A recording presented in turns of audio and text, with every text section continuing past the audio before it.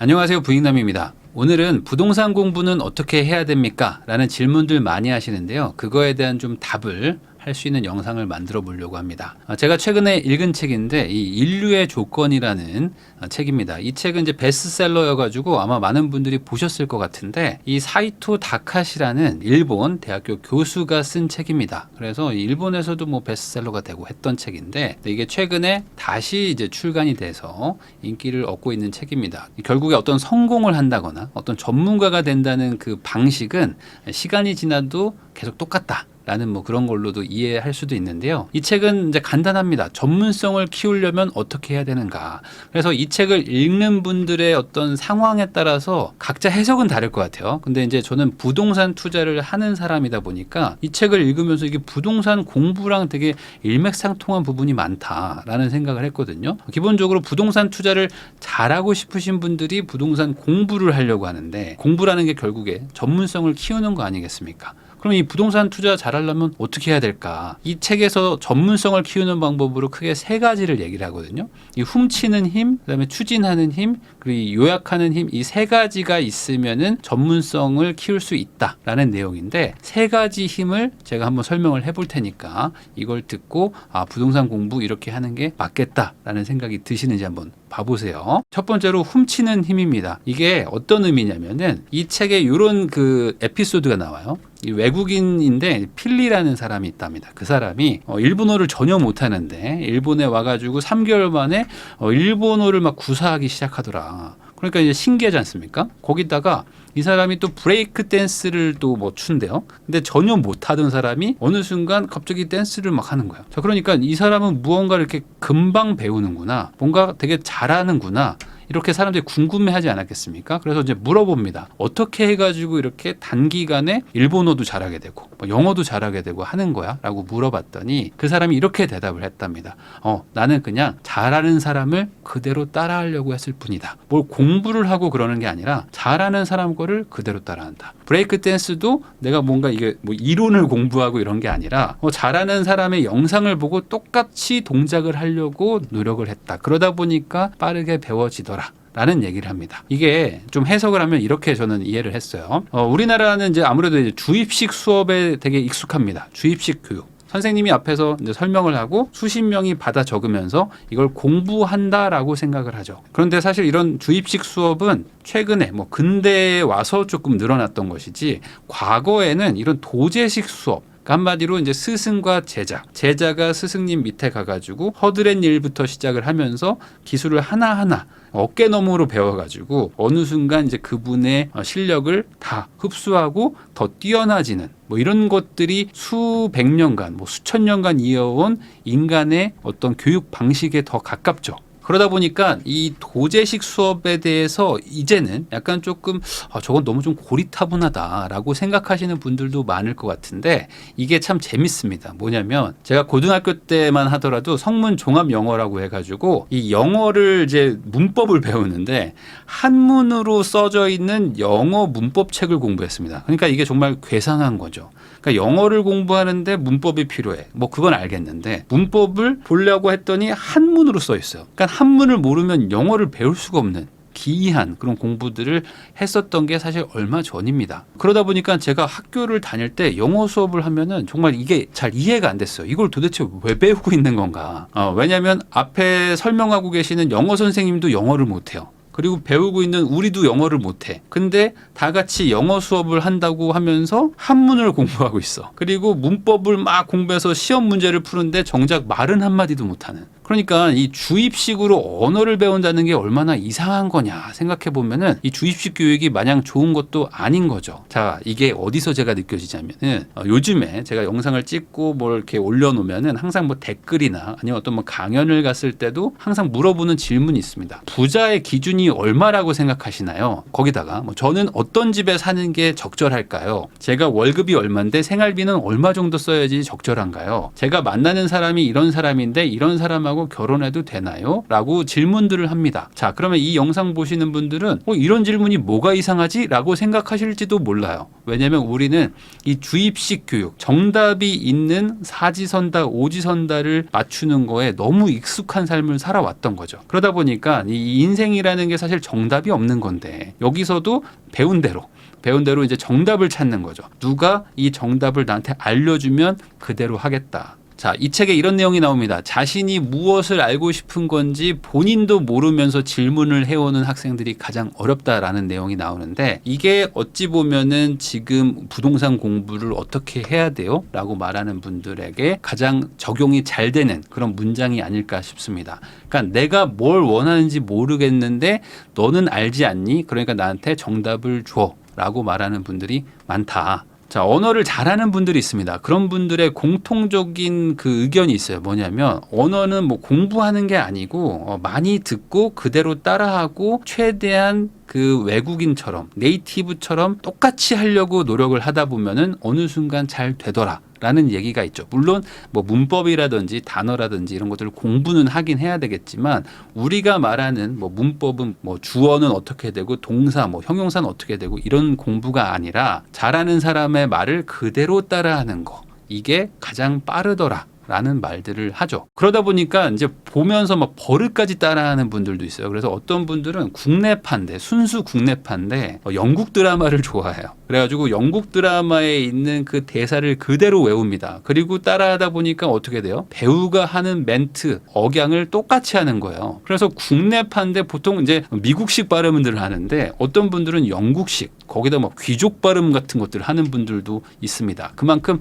똑같이 하려고 하다 보니까 버릇까지 나오는 거죠. 그런데 이 도제식 수업이 이 현대 사회에서는 잘 안 되는 이유가 있습니다. 뭐냐면 이 도제식 수업이라는 거는 기본적으로 어깨너머로 보는 거죠. 그러다 보니까 따라 하려고 하다 보면은 시행착오가 많아집니다. 그러니까 내가 뭔가를 이제 앞에서 주입식으로 알려줘요. 자, 그러면 이건 틀린 거고 이건 맞는 거니까 이거 하지 마. 이렇게 배우니까 우리는 언어를 배울 때도 이렇게 문법을 잘못 쓰면 안 되는구나. 이건 틀린 거구나 하니까 안 쓰려고 하죠. 자, 그러니까 어떤 문제가 생깁니까? 아예 말을 못 하는 거죠. 나는 12년간 영어를 배웠는데도 불구하고 외국인 만나면 그냥 입이 떨어지지 않는 거죠. 이 시행착오라는 거를 겪어보지를 않아서 그렇습니다. 이 실패에 대한 두려움이 엄청나게 커지는 거죠. 자, 그런데 이 도제식 수업, 그러니까 내가 뭔가 어깨너머로 누가 잘하는 사람 거를 그대로 따라하려고 하는 수업을 하다 보면은 당연히 안 되죠. 안 되니까 시행착오도 하고 뭔가 막 막히는 벽도 느끼게 됩니다. 그런데 그게 시도를 하다 보면 어느 순간 뛰어넘어지고 단계를 또 통과하면서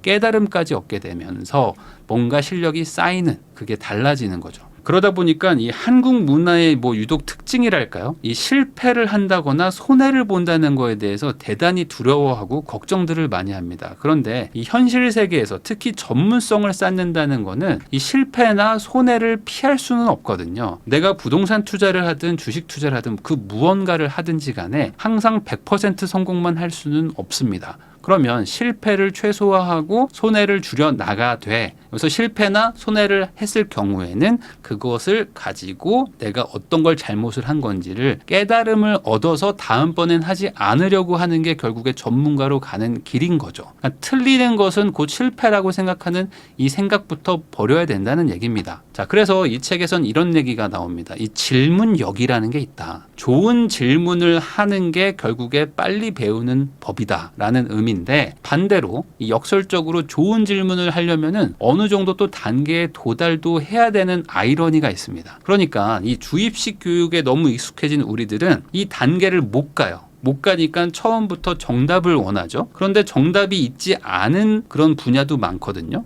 그러다 보니까 질문 자체를 하지 못하고 겉도는 질문을 하고 너무 기초적인 질문만 하다 보니까 아예 그 단계에 도달도 못하는 사람들이 많은 거죠. 이 질문을 보면 상대의 수준을 알 수 있거든요. 그러니까 거꾸로 얘기하면은 내가 지금 배울 준비가 됐는가, 내가 지금 실전 투자를 할 수 있는가라는 거는 내가 그 정도 단계에 올라와서 좋은 질문을 할 수 있느냐가 더 중요한데, 사실 대다수의 이 부동산 공부 어떻게 해야 돼요? 라고 말하는 분들은 그 단계까지 가지도 못한 상태가 대부분입니다. 자, 그래서 이렇게 말을 하는 분들도 있어요. 아니, 내가 뭘 알아야지 질문을 하는 거 아니냐.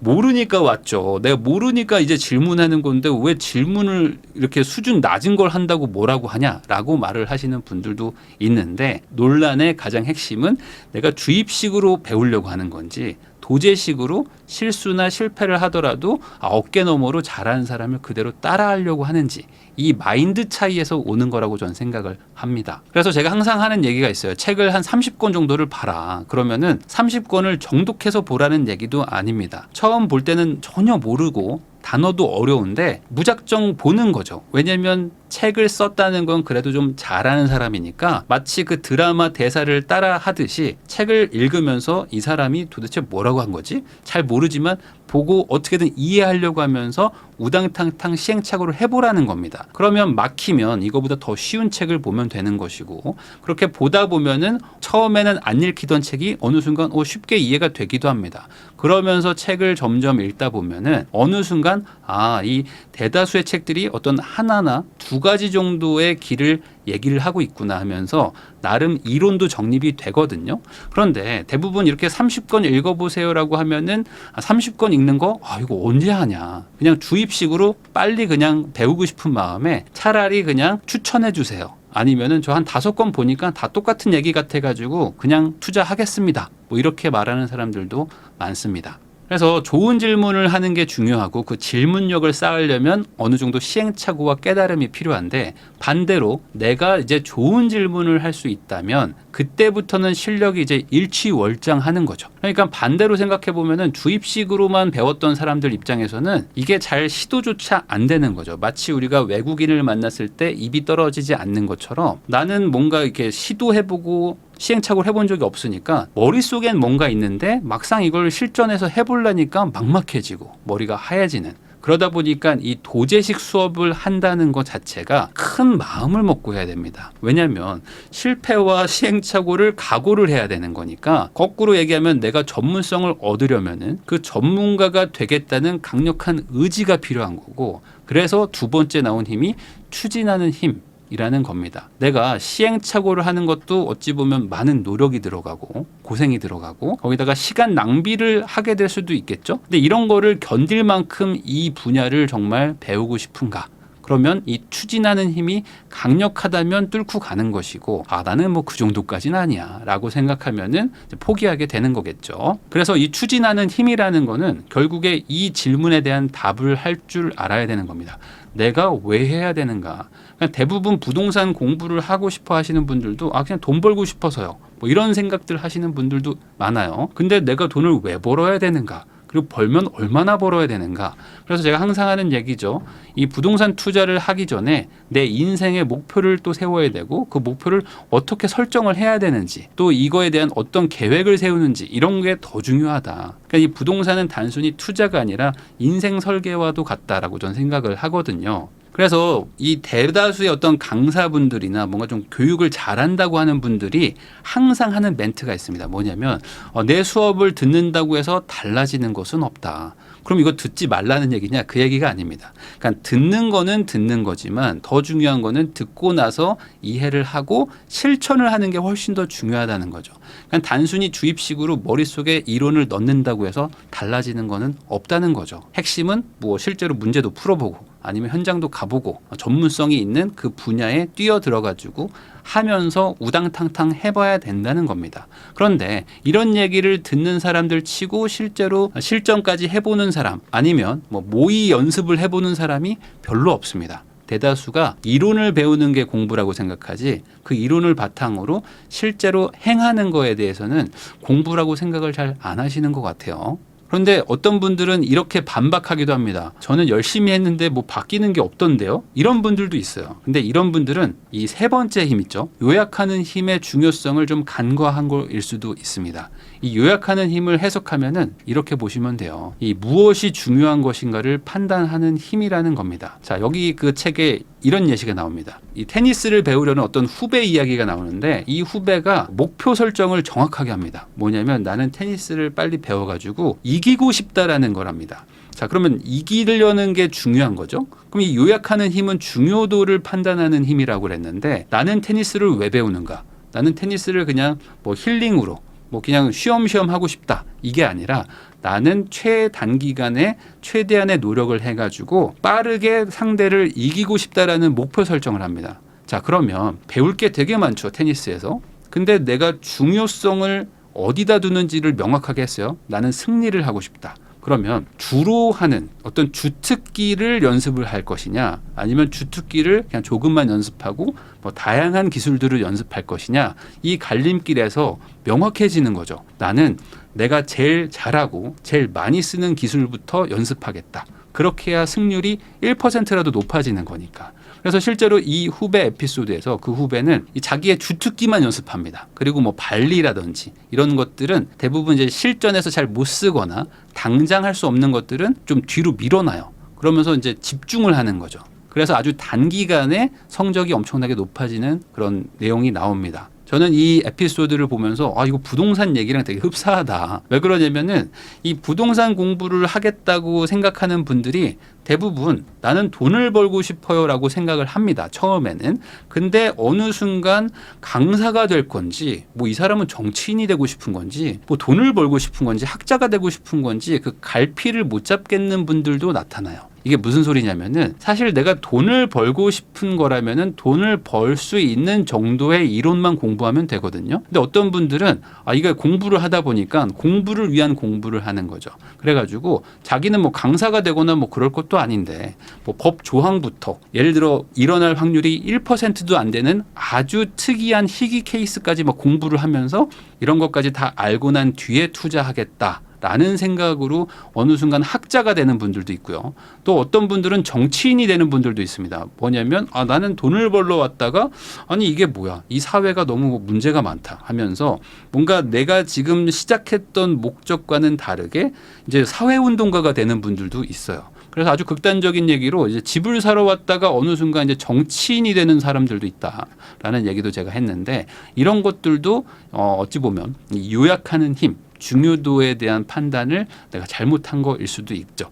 물론 이렇게 강사나 정치인이 되겠다고 처음부터 중요도를 판단하고 온 분들은 괜찮지만 대부분은 그냥 내 집 마련할 겁니다 라고 왔다가 어느 순간 사회 비판을 하고 어떤 분들은 막 학자가 되기도 한다. 이 파레토의 법칙이라는 게 있습니다. 이게 정말 유명한 법칙이죠. 상위 20%가 전체 생산의 80%를 담당한다 해서 2대 8의 법칙 뭐 이렇게 일컫는데 이 세상에 벌어지는 일의 대부분에 적용이 돼가지고 이게 유명한 겁니다. 이 책에서는 이런 내용이 나와요. 중요도라는 거를 굳이 구분을 한다 그러면 정말 중요한 80%는 어떤 일부분 20%에 몰려 있다는 겁니다. 자, 그러면 반대로 얘기하면 이 요약한다는 게 뭘까? 요약한다는 거는 버릴 건 버리고 살릴 거는 남겨가지고 줄인다는 거지 않습니까? 그러니까 중요도를 판단해가지고 정말 중요한 부분이 모여있는 거에 집중하는 게 전문성을 키우는 거라는 겁니다. 자, 그런데 아까도 제가 말했듯이 정작 중요한 거는 내가 내 집 마련하는 것이고 내 집 마련을 하는 거는 내 상황과 내 여건, 내 금전적인 어떤 능력 이런 것들을 고려해서 중요한 건 지금 집을 어떻게 살 것인가인데 이게 아니라 중요하지 않은 나머지 80%를 막 보면서 이제 다른 길로 막 가는 분들이 많은 거죠. 그래서 한마디로 내가 이걸 왜 하려고 했지? 라는 거를 잊으면 안 된다는 겁니다. 이건 제가 이제 사회 초년생일 때 겪었던 에피소드를 말씀드리면 되는데 저는 이제 강원도 인제군 현리라고 해서 아주 산골짜기 정말 산골짜기에 있습니다. 그래서 핸드폰도 잘 안 터지는 산골짜기에서 회사 생활을 시작을 했었는데 이때 부동산 투자를 하고 싶었어요. 그런데 여러분도 한번 생각을 해보십시오. 이 강원도에서 정말 그 산골 중에 산골 진짜 산골입니다. 터널 만들러 갔었으니까.